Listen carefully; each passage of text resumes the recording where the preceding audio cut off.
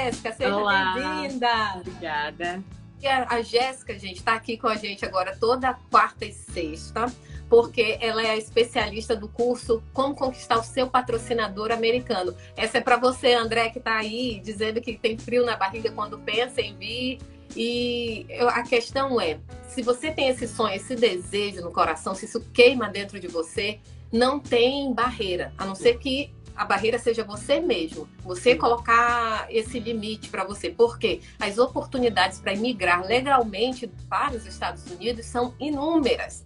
Inclusive, uma que está bem, está assim, mais conhecida no momento em várias nações é essa do patrocínio, é você conseguir um patrocínio para vir trabalhar, um patrocínio para vir estudar, um patrocínio para vir conhecer um pouco do como é a vida nos Estados Unidos, e a Jéssica é um grande exemplo disso, reuniu aí durante 7 anos, 5 na América, mais 7 nesse projeto, toda a experiência, todo o know-how sobre patrocínio nos Estados Unidos. Ela veio para cá estudar, patrocinada desde o processo ao pagamento de boa parte das mensalidades, ganhou carro, ganhou celular, ganhou mesada para poder se sustentar, né? Então a história dela é muito bacana.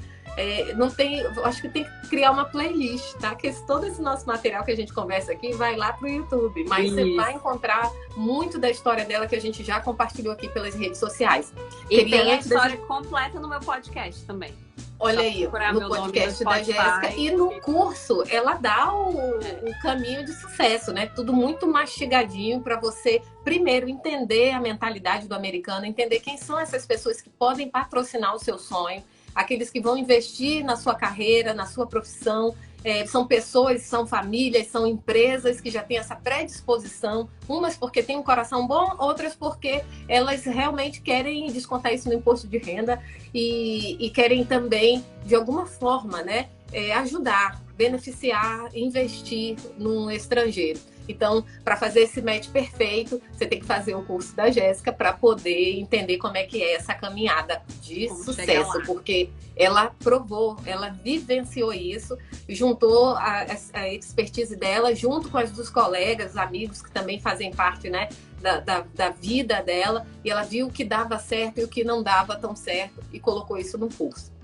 Já vendemos o jabá com dor de barriga mesmo. Meu Deus, nossa. Vem com dor de barriga mesmo. Eu acho que no mês anterior as minhas aulas começarem aqui, eu ainda não tinha visto, ainda não tinha nada muito, só tinha aprovação na faculdade. E aí eu fiquei meio assim, nossa, mas será que eu devo ir mesmo? Será, sabe, eu ainda não tinha gastado nenhum dinheiro, né? Não tinha investido. E eu tive amigas que tiveram que me falar, bota esse dinheiro agora lá e vai. Se eu não tivesse dado esse pulo no meio do frio na barriga mesmo, nada tinha acontecido. Nada tinha. E é assim, você tem mais medo de ficar onde você tá ou de mudar a sua situação, né? Eu tinha mais medo de estar na posição que eu tava, de continuar para sempre onde eu tava. Então tem que escolher qual a consequência que você quer. Nossa, Jéssica, foi muita sabedoria aí nessa tua colocação, porque as pessoas são paralisadas pelo medo do desconhecido, mas se não der certo, você vivenciou uma experiência, no mínimo. E se não der certo, você buscou mais informação para fazer melhor de uma maneira que vai dar certo na próxima tentativa. Agora, isso que a Jéssica falou, você ficar parado na sua zona de conforto e não vivenciar as coisas que você poderia, eu acho que é pior. E eu acho que foi isso que eu também, né? Hoje eu vejo, cada vez que eu planejava, foram 6 anos de planejamento, que eu pensava e eu dava um passo atrás e eu achava que ia de um jeito e não ia, mas ao mesmo tempo dizendo, não, cada passo atrás ou, né, à frente é uma maneira de eu me estruturar melhor para fazer uma experiência mais, Isso, essa imigração da melhor maneira. Jéssica, a gente prometeu hoje falar sobre escola. Eu tenho experiência, tô vendo tanta gente boa entrando aí, só que, gente, eu não vou poder ficar comentando, porque senão eu vou atrapalhar aqui a conversa. A gente só tem meia horinha para falar sobre isso, mas sejam muito bem-vindos. Eu tenho experiência com escola pública infantil, né? Que aqui a gente chama de elementary, middle e high school. A Jéssica tem experiência com universidade, faculdade. Então a gente vai tentar aqui, se vocês também tiverem dúvida, vão mandando aí que a gente vai colocar o que é importante. Jéssica, vamos começar sobre documentação, que as pessoas, né, ficam muito preocupadas. Como que eu vou levantar essa documentação? Qual é a documentação que eu preciso para começar a me preparar para entrar? No teu caso, vai ser universidade. Universidade. Né? Eu sempre falo, a primeira coisa que você tem que fazer é achar um tradutor juramentado, traduzir todos os seus diplomas. Se você já fez uma faculdade no Brasil, traduz o diploma e histórico escolar histórico de notas dessa faculdade. Se você não fez a faculdade ainda, vai ser do ensino médio, né? O colegial, acho que chamam também. Tem uma dúvida, tá dizendo lá obrigatoriamente que é tradução juramentada? Porque tem diferença, tá? Eu faço tradução... Tem que ser juramentada, que essa é a tradução que eu dou, né, para juramentar. Que eles falam oficial, então tem que ser feito por um profissional que tem essa certificação, tem que ser uma tradução certificada. Não pode ser só eu traduzir a minha coisa e eu não tenho nenhuma prova. Então a palavra não é juramentada, é certificada, né? É certificada. Então tá, sabe por quê, gente? Eu até interrompi a Jéssica, porque tradução juramentada é feita por um profissional que tem uma licença no caso do Amazonas é JUSEA, Junta Comercial, que para os Estados Unidos e é estadual esse órgão. Para os Estados Unidos a gente sabe nem não faz o que é Junta Comercial. Eu lembro que na época eu não tinha outra opção em Manaus. Eu só tinha o único certificado que valeria seria um juramentado. Talvez hoje já tenha uma certificação mais acessível. Porque é mais caro. Mas para processos imigratórios, aí eu já não estou dizendo de faculdade, estou dizendo processos imigratórios, basta a tradução certificada, que é a tradução de uma pessoa atestando a plena capacidade, assinando, botando o endereço lá, que tem condições de fazer a tradução. E essa tradução é mais barata. Então, quando você for fazer um processo desse, você tem que perguntar do advogado ou da instituição certificada, atestada, o que é que precisa. Isso.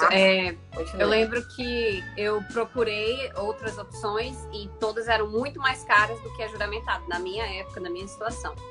Então, por isso que eu fiz através dessa pessoa que eu conhecia em Manaus mesmo. Mas, enfim, tem que ser uma tradução certificada e atestada, como você falou. E tem que ter a evaluação, né? A avaliação das suas evaluation, né? Evaluation, que você manda já essa tradução para umas empresas que tem aqui nos Estados Unidos. Se você procurar no Google, vai aparecer logo de cara uma que se chama SCE, que é um conjunto de tradutores e certificadores de notas que vão transformar suas notas brasileiras em notas americanas. Tendo isso, você pode aplicar para as faculdades, assim, finalizar todo o seu processo, basicamente. É a principal coisa que você precisa. Explica o que é o evaluation, que faz equiparação, né? É a equiparação das notas. Você vai mandar as suas notas traduzidas, o seu histórico de notas e diploma, seja de ensino médio ou de universidade, para um desses evaluators, que é, né, os caras que fazem essa avaliação para equiparar as notas, e eles vão transformar o seu 10 num A, o seu 9 num B, o seu 8 num C. E aí tem uns números, cada letra tem um número que vai de 1 a 4 na escala dos Estados Unidos, e 4 é a sua maior nota, que é o seu GPA. E dependendo da faculdade que você quer ir, eles exigem que você tenha uma nota mínima. Às vezes não, a faculdade que eu fui não precisava ter nota mínima, mas ainda assim precisava da equiparação desse documento, certificado, tradução, dizendo quanto eu tinha feito de notas no ensino médio. No meu caso, a equiparação ainda disse que o meu curso de comunicação social com ênfase em jornalismo estava igual academicamente no currículo, né? Curricularmente, igual ao dos Estados Unidos. Tem isso também, se você tem as aulas que eles têm aqui relacionadas a isso. Não precisaria fazer outras aulas. O que você vai fazer aqui, quanto de aulas você vai precisar aqui para terminar um diploma. No meu caso, eu tinha feito 2 semestres de faculdade no Brasil. Ah, mas Jéssica, eu fiz, por exemplo, eu fiz enfermagem, você foi fazer jornalismo nos Estados Unidos. Não importa, se você fez comunicação no Brasil e você está querendo fazer medicina aqui, tem que traduzir, mostrar para eles que você foi para outra faculdade no Brasil, mesmo que você não tenha terminado, mesmo que não tenha nada a ver com o conteúdo que você vai estudar nos Estados Unidos. Se você não mostrar tudo assim, com as certificações, a avaliação e tudo mais, você é mandado embora. E você, né, te aceitarem na faculdade, depois descobrirem que você fez faculdade no Brasil. Eu já vi casos, conheci pessoas que foram mandadas embora da faculdade, deportados, porque isso é praticamente crime. Você ocultar que fez faculdade no Brasil, que foi para qualquer tipo de nível de ensino superior. Aí depois disso, eu diria que eu acho que você já tenha escolhido pelo menos 1 ou 2 faculdades que você quer fazer a sua aplicação. A aplicação é o registro, né? Colocar todas as informações no formulário, dizer quem você é, os seus históricos escolares traduzidos, avaliados, tudo direitinho. E aí você também, para muitas faculdades, vão te pedir notas dos testes SAT ou ACT. Se você já tiver feito uma faculdade no Brasil, a tua nota da faculdade vai contar como um desses testes. Vamos se limitar na documentação que ela tem que trazer do Brasil. Essa também tem que ser feita no Brasil? Você pode fazer no Brasil, pode fazer nos Estados Unidos também, mas aí você vai ter que vir com visto de turista para fazer uma prova aqui e depois voltar para o Brasil. Então não faz muito sentido. A não ser que você já esteja vindo passar férias, alguma coisa assim. Mas você não vai fazer aqui, você não tem como ser aceito na faculdade sem ter essas notas. Entendi. Sem fazer esse teste. E no Brasil tem muito mais cidades do que para tirar o visto, por exemplo, que você pode fazer essas provas. Então, pronto. Certidão de nascimento também? Eu não lembro se tem esse, mas eu tenho quase certeza que sim. Identidade, passaporte tudo traduzido. Tudo traduzido. O passaporte não precisa traduzir porque já tem tradução, né? Do lado. Mas qualquer documentação que peça, por exemplo, os diplomas dos colégios ou universidades que você foi. Precisa do ensino médio ou apenas universitário? Só ensino médio. Só ensino médio se você não tem nenhum tipo de faculdade no Brasil. Se você já fez alguma faculdade no Brasil, ambos. Entendi. Vamos para escola normal? Porque tem gente que está interessado. Primeiro, qualquer criança, independente do status imigratório, se está aqui como turista, como estudante, como residente permanente, tem acesso à escola. É até obrigatório você matricular o seu filho na escola. Aqui funciona 3 tipos de ensino, vamos colocar assim. O ensino presencial, oferecido pelo governo público nas escolas, né? Escola pública. O ensino online, também público, oferecido pelo governo. E o que você ensina em casa, Jéssica, é o homeschooling. O homeschooling, que você não precisa seguir. Pois é. Você não precisa seguir a cartilha do governo, mas você tem que prestar conta com o governo, a evolução, a presença, tudo que foi ensinado. E alguns estados exigem de tempos em tempos uma prova para verificar de perto se a criança está tendo... Para você passar de série, basicamente. Isso, tá? Mas isso não é em todos os estados. Para se graduar. Isso. Mas tem gente que o currículo, a vida escolar da criança é toda feita dentro de casa pelos pais. Foi o caso do meu marido e dos irmãos dele. Ele tem 3 irmãos, uma irmã e 2 irmãos. E ele foi ainda um pouco para a escola privada, um pouquinho, só no ensino médio. Fez o híbrido também, porque você pode fazer o híbrido, que é um pouco de cada.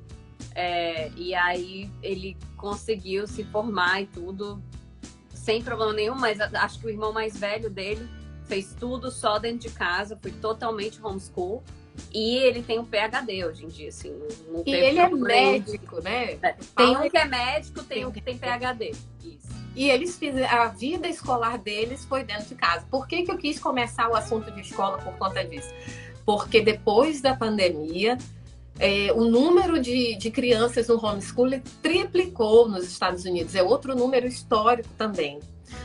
O medo, né, do contato, do relacionamento, né, com outras crianças que podem, né, gerar a transmissão do vírus. Mas não é só isso que pesa. Principalmente, segundo algumas reportagens que eu li, é a questão política inserida dentro da escola. Alguns direcionamentos comportamentais e que conflitam com os ensinamentos, que eu posso dizer, de família, religião. E os conservadores estão sendo minados, literalmente, dentro das escolas. E aí, os pais estão optando tirar e ensinar dentro de casa. Ainda faltou mais um, que é o ensino particular, tá? Isso. Tem escolas particulares aqui, muito boas, por sinal. Então, é assim que funciona esse sistema escolar. E as pessoas estão caminhando para o homeschooling por conta disso. Eu posso dar até um exemplo do que aconteceu na escola com as meninas. Teve um período de história que eles iam entrar no cristianismo. E aí eram 10 folhas do livro sobre o cristianismo, né? Jesus, toda a história importante que rege muitas coisas e leis e tudo no mundo ocidental, né? Uhum. Mas, quando chegou no cristianismo, a professora falou, vamos pular o cristianismo, as histórias, tipo assim, as historinhas de Cristo, e foi para a história da China. Uhum. Nada contra, só tô relatando um episódio. O que acontece, a realidade. E aí, quando voltou das férias, voltou para a história da China e nada do cristianismo. Uhum. E muitos casos acontecem disso, sabe? Eu percebo quando eu falo com os professores, eu tenho essa mania de abençoar as pessoas, né? Deus te abençoe. Eu não, né? Mas pedir para Deus abençoar aquela pessoa de gratidão que ela, sabe? Aconteceu sempre uma coisa mesmo que seja simples. Eu falo, Deus, God bless you. E aí eles me olham assustados, porque é uma coisa assim, meio que você não pode falar de Jesus, de Cristo. Nas escolas, isso é bem nítido. Tiveram leis, meio que recentemente, sim, eu não lembro quando que foi exatamente, anos 70, 80, que proibiram a leitura da Bíblia nas escolas, ou a oração antes de começar a aula.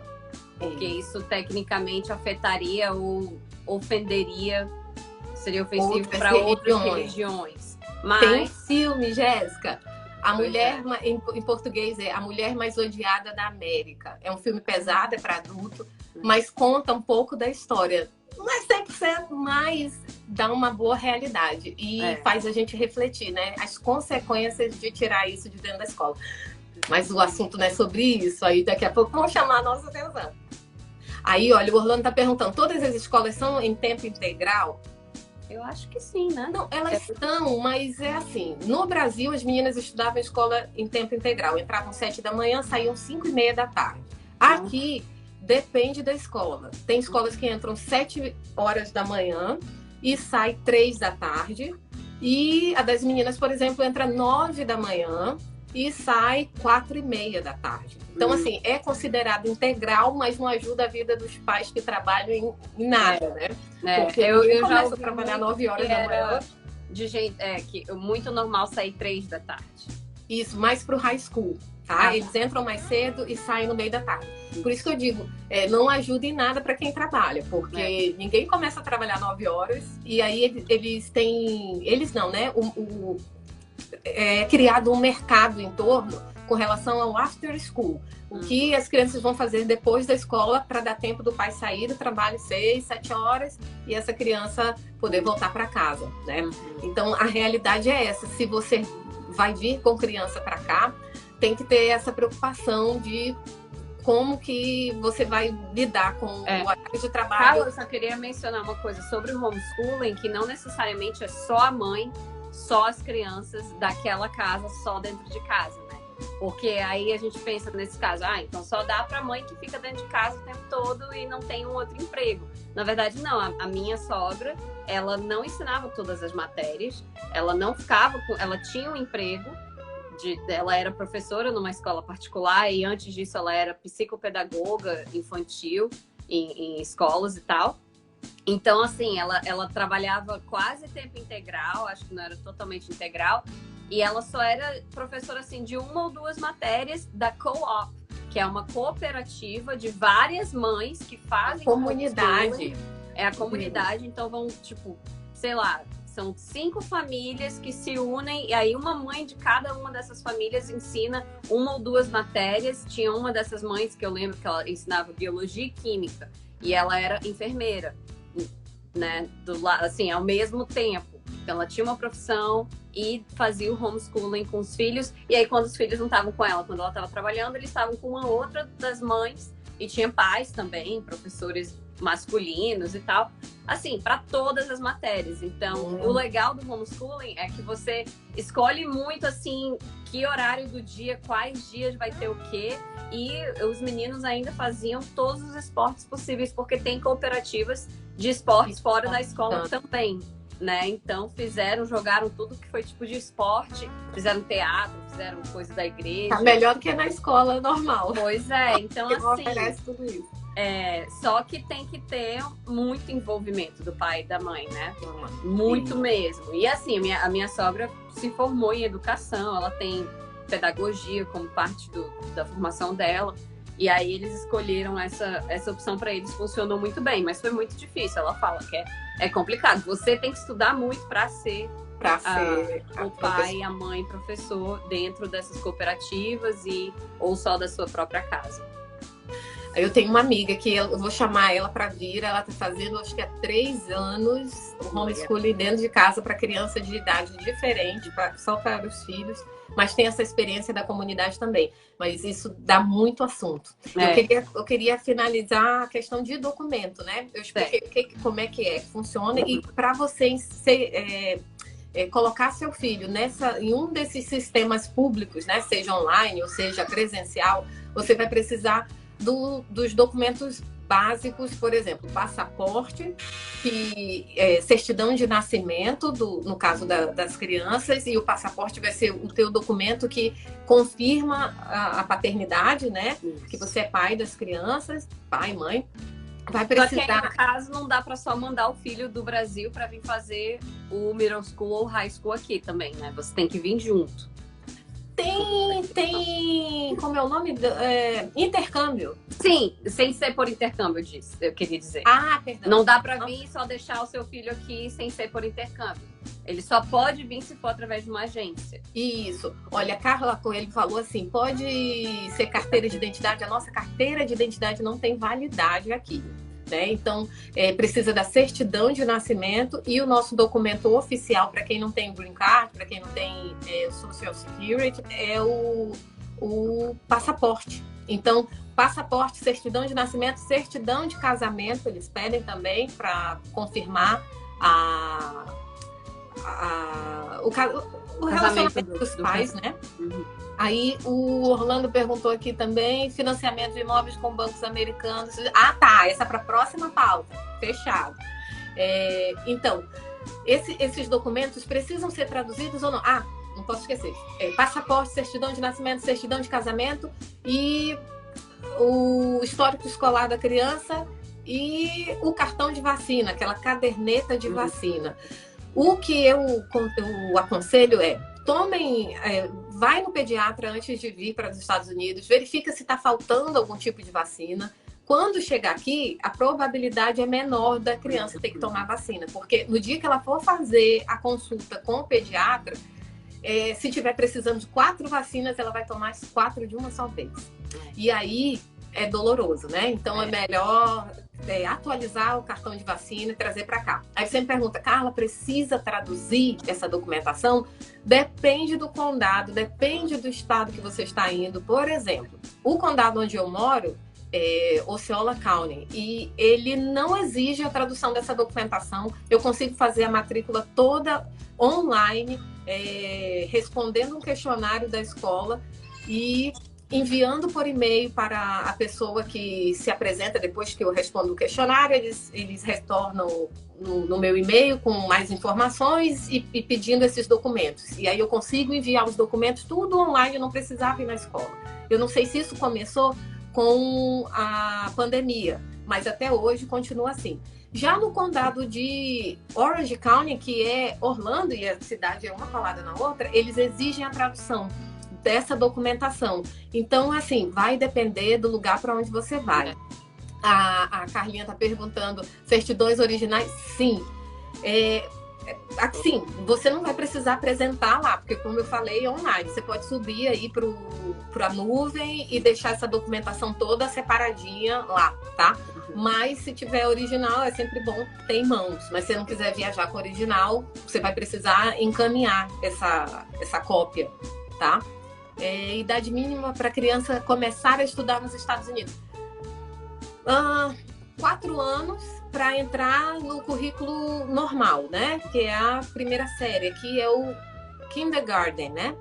Mas tem o pre-K, que é o pré-kindergarten, que aí consegue entrar um pouquinho mais cedo, eu acredito. Aí agora eu fiquei na dúvida, gente. Eu vou ter que confirmar essa idade. Não, eu tenho preschool ou pre-K, que é desde 1 ano de idade, 2 anos de idade. Pelo menos no Texas, né? Pois é, aqui você tem que pesquisar por estado. Isso, tem que pesquisar por estado. O que você tem que fazer é decidir para onde você vai. Tanto para kindergarten quanto para faculdade. O André é bom. Isso que você falou, eu achei assim muito importante, porque você vai pesquisar, não é a cidade que você vai, é o condado que pertence àquela cidade. Como eu falei, né? Aqui na Flórida tem Orange County, Osceola, não sei o nome das outras. Então, elas são como se fossem prefeituras, só que prefeituras com várias outras cidades, e elas têm uma secretaria de educação desse condado. Aí essa secretaria de educação é que vai reger a administração das escolas localizadas naquelas cidades que pertencem ao condado X. Então, o que você vai precisar saber quando chegar na cidade é qual é o condado que eu pertenço. Vou botar no Google lá, Osceola County Schools. Aí eu vou cair no site da secretaria. E aí eu vou ler tudo que está dizendo lá, como que eu matriculo, porque está tudo mastigado e a facilidade da internet vai te dar a resposta que você precisa, tá? Isso. Eu posso responder aqui o André rapidinho. Ele disse, eu pretendo mudar de profissão e entrar na área jurídica e queria isso nos Estados Unidos. Estou pesquisando as faculdades. Todas têm o mesmo protocolo de ingresso, assim como vocês explicaram. É o seguinte, você vai ter que ir atrás de um visto de estudante, sem dúvida. O direito funciona diferente aqui nos Estados Unidos. Caso você já tenha uma faculdade no Brasil, pode ser que você já venha para mestrado nessa área e aí você consegue trabalhar na área jurídica e tal. Acredito que talvez você nem precise fazer a Law School, que é a escola de direito aqui, né? Que é a faculdade de direito aqui. Você não faz faculdade de direito aqui direto do ensino médio para a faculdade de direito como é no Brasil. O meu marido vai fazer direito. E ele tem que terminar uma faculdade de 4 anos normal, em assuntos gerais primeiro, ou tem pre-law, que eles chamam, né? Pode ser faculdade de business, de administração, de comunicação, qualquer coisa nesse estilo. E aí você transfere todos esses créditos, essas aulas, para a faculdade de direito, que é a nível de mestrado. E você tem que fazer uma prova, tipo um vestibular só para a faculdade de direito. Tipo residência médica, né? Tem a prova. Ou a OAB tem a prova, só que também tem a OAB depois, que é a prova da barra, que eles chamam. É o bar. Depende também de cada estado aí. A faculdade de Direito, principalmente, é muito presa em cada estado. O que você pode fazer, como é que você ingressa. Porque eu já ouvi falar tem a sua própria Constituição. Isso, então, porque eu já ouvi falar que o lugar mais fácil, por isso que muitos brasileiros começam a carreira lá na Califórnia. Que é mais fácil para acessar aí Não fazia ideia. Então, tem que ver primeiro assim, que fase você tá, se você só tem ensino médio, aí você vai ter que fazer uma faculdade completa aqui e entrar na faculdade de Direito, ou se você já tem uma faculdade, por exemplo, de Direito dentro do Brasil, e aí você vem para fazer um mestrado em qualquer área, jurídica, criminal, sabe? Delegacia, qualquer coisa assim. Porque você pode transferir os seus créditos, mas você provavelmente vai ter que pegar um monte de aula extra que é específica do estado e coisas assim, e dos Estados Unidos, porque o código judicial é completamente diferente. Então, você não vai ser advogado aqui. Pode ser que você entre no mestrado em relação a coisas com criminal, né, judicial. Mas o advogado tem grande possibilidade aqui de trabalhar meio que nos bastidores, como paralegal. Então, os escritórios de advocacia contratam muitos paralegals, principalmente os bilíngues, brasileiro que fala inglês. Então, tem muita vaga. Eu estava, inclusive, pesquisando sobre isso. E a pessoa se formou, não precisa nem ter OAB no Brasil e vem para cá, ele pode buscar essa área. E aí já vai entendendo como funcionam as leis nos Estados Unidos e aí buscar e começar essa jornada para formar em direito, para fazer a especialização na área que você quer atuar. Então, se você é advogado no Brasil e pretende vir, você tem essa chance, né, de começar no escritório como paralegal, entender como é que é o ambiente. Aí você escolhe os escritórios que dão mais dinheiro. Para todas as profissões, todas as áreas aqui tem esse nível técnico, né, que a gente chamaria no Brasil, que aqui não é nível técnico, mas é a melhor forma da gente explicar, que é tipo um nível de aprendizado, que não é o full, assim, já advogado, ou médico, no caso, pode ser, né? Enfim, até para enfermeiro tem o que nem tem no Brasil o assistente de enfermeiro e tal, o técnico de enfermagem. Ele tá falando, sou jornalista, mas na área jurídica. Queria começar do zero nos Estados Unidos. Tem muita chance. Mas eu imaginava que fosse a faculdade. Ele tá achando muito difícil, assim. Tem que fazer a faculdade. Não é impossível, de verdade. Olha, eu queria voltar na questão lá da escola, que eu vi que tem mães aqui também, né? Aí fico com essa preocupação. E com essas documentações em mãos que a gente falou aí, eu queria falar para você que se a preocupação for, meu filho não fala nada de inglês, como é que ele vai aprender uma matéria nova? Como que ele vai receber alguma assistência? Pelo menos na Flórida, tá aí, ó, a Lidiane é mãe. Pelo menos na Flórida, as escolas oferecem um serviço também que é o ESOL, né? ESOL, acho que é assim que fala. Que também é o inglês como segunda língua, mas tem outra tradução lá. E aí os alunos fazem, durante o horário da escola, eles têm alguns tempos que é para dar uma reforçada no inglês. E, é claro, lá eles vão estar tendo a imersão mesmo em ouvir e falar, e toda hora o inglês, a caminhada deles é muito mais depressa. Eu conheço crianças que em 4 meses, 6 meses já estavam tranquilas. Pega muito mais rápido. Isso, aqui em casa demorou mais um pouco, né? A Helena, ela foi mais rápido, a Júlia mais tímida, mas agora a gente está completando 2 anos, elas já se viram bem, né? Mas não é fácil, como muita gente prega. Que é muito fácil. Não, eu vi muitos casos de crianças que sofreram, que, se sentiram excluídas, e muita coisa, porque lembra, criança é uma bênção, né? Eles são mais rígidos, então eles não têm a paciência. Se você não fala, se você não conversa, às vezes eles vão ser mais duros do que o adulto que tem aquela paciência. Se não é apresentado também de uma forma mais lúdica, mais divertida, eles não têm a disciplina que um adulto tem de fazer só porque tem que fazer. Isso, mas só que se a comunidade em volta deles não tem paciência, que as crianças elas estão no ritmo, né? E aí chega um novato que não fala, pena um pouco. Criança com criança. Tá? Criança com criança não perdoa. Então, jogando uma real, que eu não vejo as pessoas falarem isso, só dizem que é mais fácil e pega mais rápido. Pega, mas tem um sofrimento. Eles falam mesmo na sua cara, por que tu fala isso errado? Tu não sabe falar, não? A Júlia ouviu muito isso. Você não sabe falar inglês. Ouviu, e de outros brasileiros. Então, é duro, mas faz parte do processo. E se a criança tiver uma cabeça, né, bem tranquila com relação a isso, ela sabe que vai passar e hoje ela já fala.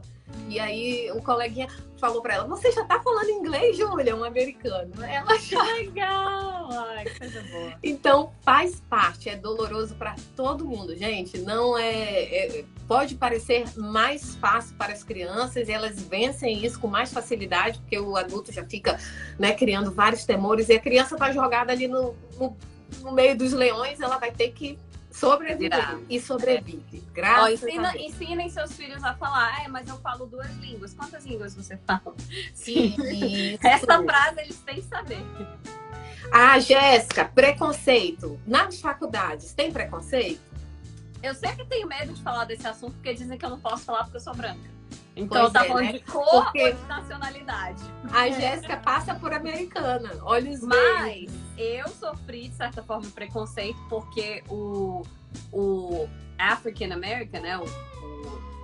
Como fala isso? Afro-americano. Aqui afro-americano tem preconceito com o latino. Então, no momento que eles descobriam que eu era latina, eu consegui fazer amizade com o afro-americano na faculdade. Tenho amigos na igreja, nos outros lugares, tenho vários amigos negros de todas as cores, indiano, japonês, coreano, todos os jeitos e formas e raças. Só que na faculdade eu não conseguia, não nessa faculdade que eu tô agora, que é um seminário, né? Mas nessa faculdade que era pública, assim, do interior do Texas, o pessoal, tipo assim, não gostava de diferença. Mas não era um preconceito que me atingia de forma alguma. Nunca sofri por causa disso. Só era, assim, uma ignorância, sabe? Tipo, não tô nem aí pra ti. Não tinha nenhum contato. Isso as pessoas precisam também entender. Aqui o racismo, o preconceito é pela nacionalidade, não é pela cor da pele. Porque no Brasil eu sou negra, aqui eu não sou negra. Aqui eu não sou branca, não sou negra, não sou índia, eu sou latina. E os próprios latinos, né, da Colômbia, Venezuela, mexicanos também, eles têm um preconceito. Porque a gente não é hispano, a gente só é latino. Pois é. Não é aí você chegou no ponto, porque nós somos latinos, mas a nossa língua não é o espanhol. Mas, sinceramente, eu acho assim, que o brasileiro é o que menos sofre preconceito. De longe. Porque não importa a cor da pele. Você fala, eu sou do Brasil. Acabou. As pessoas amam. As pessoas amam, querem saber e tal. Então, assim, as pessoas, os negros que eu falei que tinham preconceito contra mim, de alguma forma, eles não sabiam quem eu era, ou alguma coisa assim. Ou eles achavam que eu era só uma americana branca. Então, eles não tinham esse contato. Eu também não tinha nenhuma atividade na faculdade que me relacionasse com eles, entendeu? Eles estavam lá jogando esporte, ia só pra faculdade só pra ter aula. Então, exatamente. Americanos cristãos é muito diferente do americano não cristão. Então, é que nem com brasileiro. Você vai ter certos estados que o pessoal é mais duro, mais frio, e com outros estados, né? Tem rixa entre, sei lá, Rio de Janeiro e São Paulo. São Paulo e Nordeste. Manaus e Belém.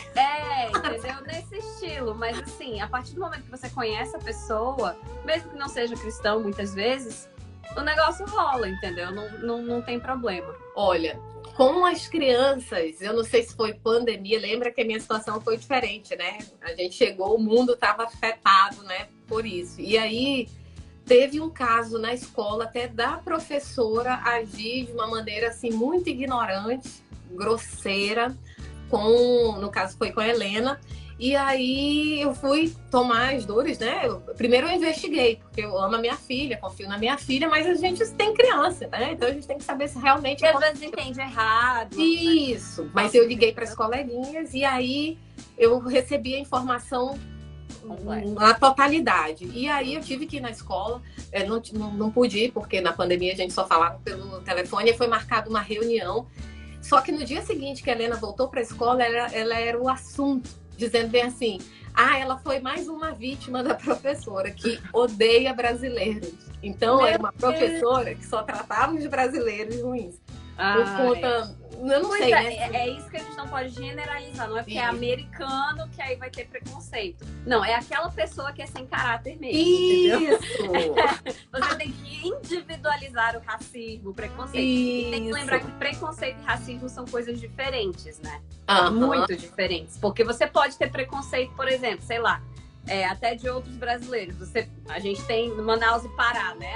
Paraense Porque tem aquela brincadeira. brincadeirinha. É um preconceito. Até você conhecer a pessoa, você não sabe qual é o conceito real. Você tem um preconceito. Porque não significa que você vai tratar a pessoa mal. Racismo, você olha a pessoa, bate o olho e ela tem uma cor diferente da sua, uma raça diferente. A personalidade dela, você e já aí você rejeita. não gosta, você acha que aquela pessoa é menor do que você porque ela tem uma raça diferente. Isso é crime. Isso é uma coisa muito errada. Então, se você identificar isso aqui, você pode tomar as Com certeza. necessárias. Foi por isso que eu fui na escola, para saber o que tinha acontecido.